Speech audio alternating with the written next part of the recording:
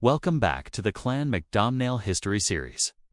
In this episode, we delve into the Bloodline era, a transformative period from 1036 to 1072, where the clan's destiny was forged not just on the misty battlefields of the Highlands, but within the stone halls of power. This is a story of legacy, ambition, and the blood that binds a dynasty together. As the MacDomhnaills navigate the treacherous politics of a kingdom on the brink of change. Our chronicle begins in the year 1036, a time of transition. As old names faded into memory, new figures emerged to shape the future. From the ancient lineages recorded on sacred scrolls, one name stands out: Hugh de Douglas. His ascent marks the beginning of a new chapter for the clan. More than just a warrior, Hugh was a strategist and a statesman. He understood that true power lay not only in the strength of the sword, but in the favor of the king. By pledging his loyalty to the Scottish crown, he elevated the clan from regional warlords to respected nobles, securing their place within the kingdom's aristocracy. The ceremonial sword he received, engraved with the words for clan and king, was not just a weapon. It was a symbol of this powerful new alliance. The MacDomhnaill banner now flew not just over their own lands, but within the courts of Scottish royalty. With this newfound status came stability and prosperity. Castles were fortified, blacksmiths forged superior weapons, and the clan's lands flourished. Amidst this era of growth, a new generation was born. In 1036, William de Douglas, Hugh's son, entered the world. He was the heir to a powerful legacy, destined to carry the bloodline forward. His birth represented the clan's hope for the future built on the foundations his father had so carefully laid. The family tree, now etched into the very stone of their keep, was growing stronger with each passing year. But peace in 11th century Scotland was a fragile thing. In 1039, King Duncan I, driven by ambition, marched his army south to invade Northumbria. The clans, including the MacDomhnaills, were called to war. The campaign was a disaster.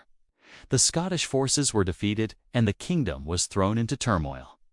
This defeat created a power vacuum and a charismatic figure rose to fill it. Macbeth.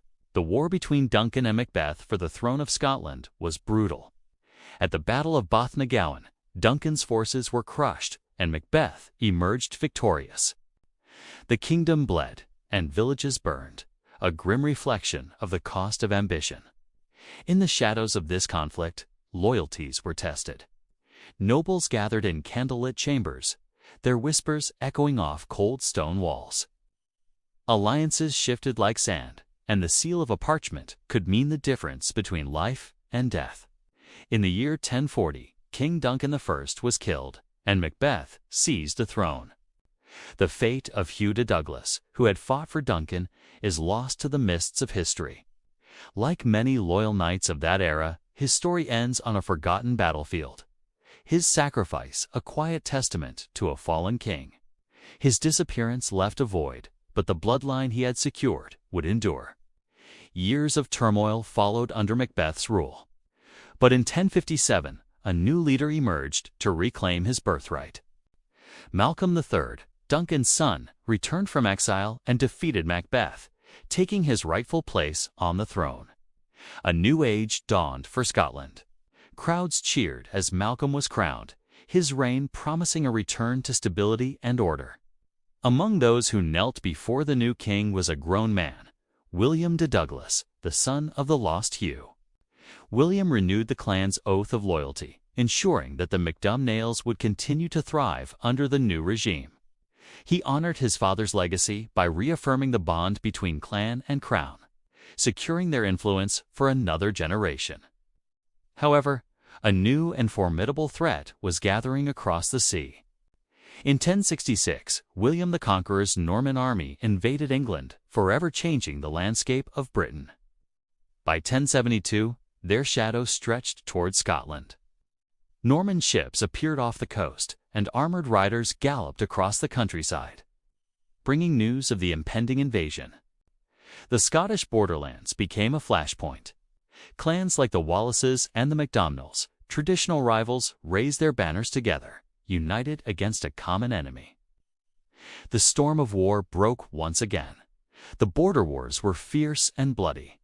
The clash of Scottish steel against Norman armor echoed across the fields of Abernethy.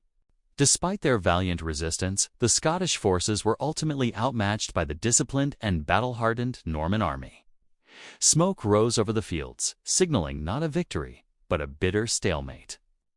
The conflict ended not with a decisive battle, but with a reluctant negotiation. At the Treaty of Abernethy in 1072, the Scottish lords, including William D. Douglas, faced the grim reality of the New World Order. Under torchlight, a treaty was signed. Scotland bowed to Norman power, acknowledging William the Conqueror as their overlord to preserve their kingdom. A single drop of spilled ink on the parchment felt like a drop of blood, a symbol of the price of peace. Back in the quiet halls of the MacDomhnaill Castle, a scribe carefully recorded these events, sealing the family chronicle with wax. The crest glowing in the candlelight represented a legacy that had endured war, political upheaval, and the loss of its leaders. The Bloodline era had forged the clan in the fires of conflict and politics, transforming them into a dynasty defined by resilience. Their loyalty was their strength, passed down through generations. But as the sun set over the vast highlands, a sense of unease lingered. Peace was a fleeting dream in Scotland, and the storms of war were already gathering on the horizon. Thank you for joining us on this journey through the Bloodline era. Don't forget to like and subscribe for more chapters of our clan's history. Next time, we will explore the Celtic Wars, a period of rebellion and fierce defiance that would once again test the strength of Clan MacDomhnaill.